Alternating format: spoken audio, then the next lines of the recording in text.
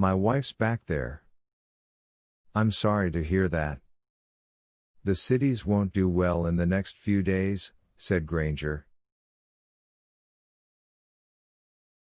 It's strange, I don't miss her. It's strange I don't feel much of anything, said Montauk. Even if she dies, I realized a moment ago, I don't think I'll feel sad.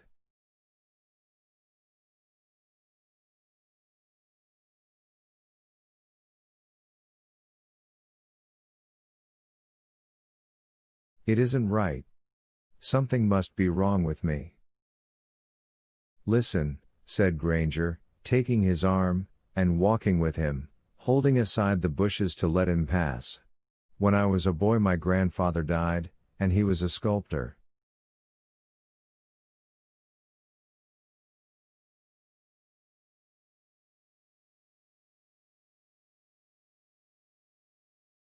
He was also a very kind man who had a lot of love to give the world, and he helped clean up the slum in our town, and he made toys for us and he did a million things in his lifetime. He was always busy with his hands.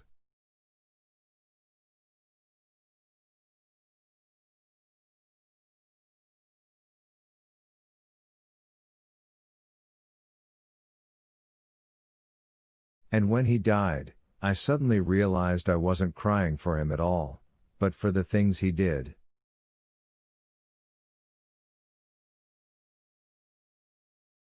I cried because he would never do them again. He would never carve another piece of wood or help us raise doves and pigeons in the backyard or play the violin the way he did, or tell us jokes the way he did.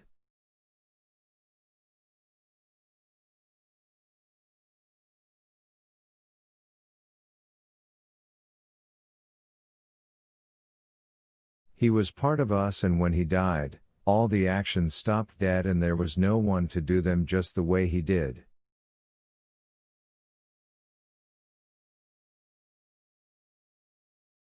He was individual. He was an important man. I've never gotten over his death. Often I think, what wonderful carvings never came to birth because he died. How many jokes are missing from the world, and how many homing pigeons untouched by his hands.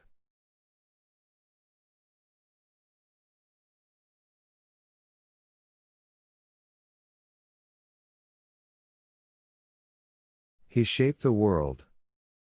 He did things to the world. The world was bankrupted of 10 million fine actions the night he passed on. Montauk walked in silence. Millie, Millie, he whispered. Millie. What, my wife, my wife. Poor Millie, poor Millie. I can't remember anything. I think of her hands but I don't see them doing anything at all. They just hang there at her sides or they lie there on her lap or there's a cigarette in them, but that's all.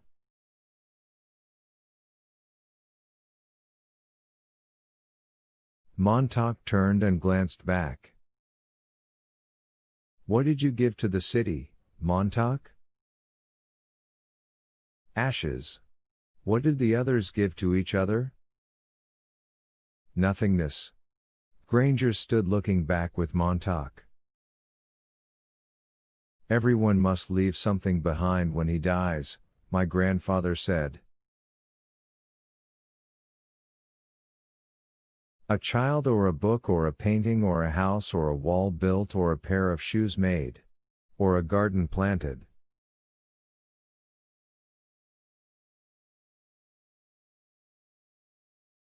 Something your hand touched some way so your soul has somewhere to go when you die, and when people look at that tree or that flower you planted, you're there.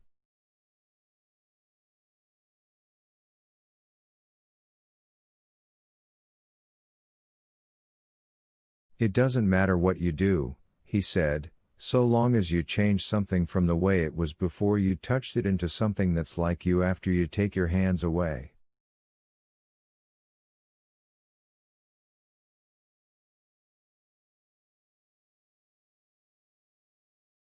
The difference between the man who just cuts lawns and a real gardener is in the touching, he said.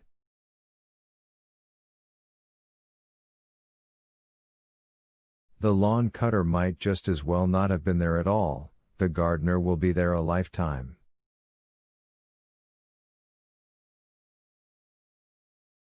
Granger moved his hand.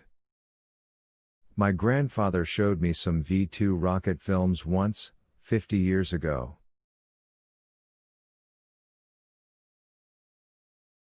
Have you ever seen the atom bomb mushroom from 200 miles up? It's a pinprick, it's nothing. With the wilderness all around it. My grandfather ran off the V-2 rocket film a dozen times and then hoped that someday our cities would open up and let the green and the land and the wilderness in more, to remind people that we're allotted a little space on Earth and that we survive in that wilderness that can take back what it has given, as easily as blowing its breath on us or sending the sea to tell us we are not so big.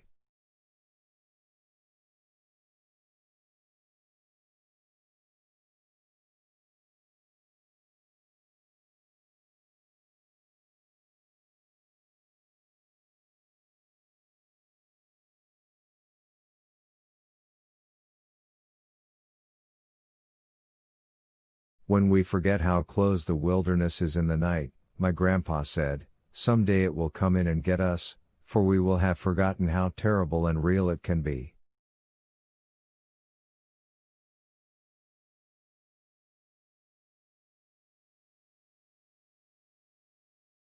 You see? Granger turned to Montauk.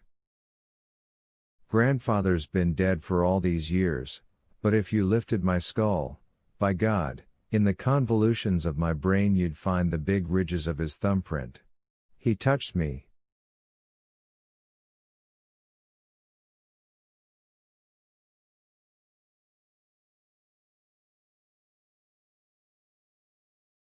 As I said earlier, he was a sculptor. I hate a Roman named status quo. He said to me.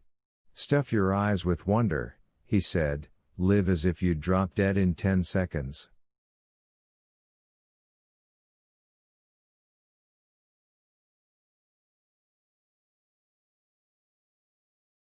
See the world.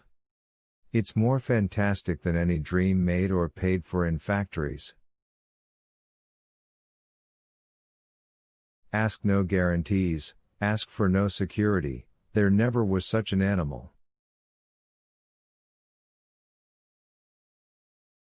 And if there were, it would be related to the great sloth which hangs upside down in a tree all day every day, sleeping its life away.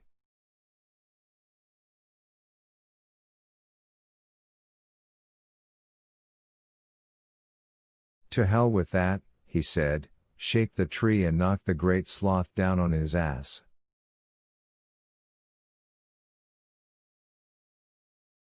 Look! Cried Montauk. And the war began and ended in that instant. Later, the men around Montauk could not say if they had really seen anything. Perhaps the merest flourish of light and motion in the sky. Perhaps the bombs were there, and the jets, 10 miles, 5 miles, 1 mile up, for the merest instant, like grain thrown over the heavens by a great sowing hand, and the bombs drifting with dreadful swiftness, yet sudden slowness, down upon the morning city they had left behind.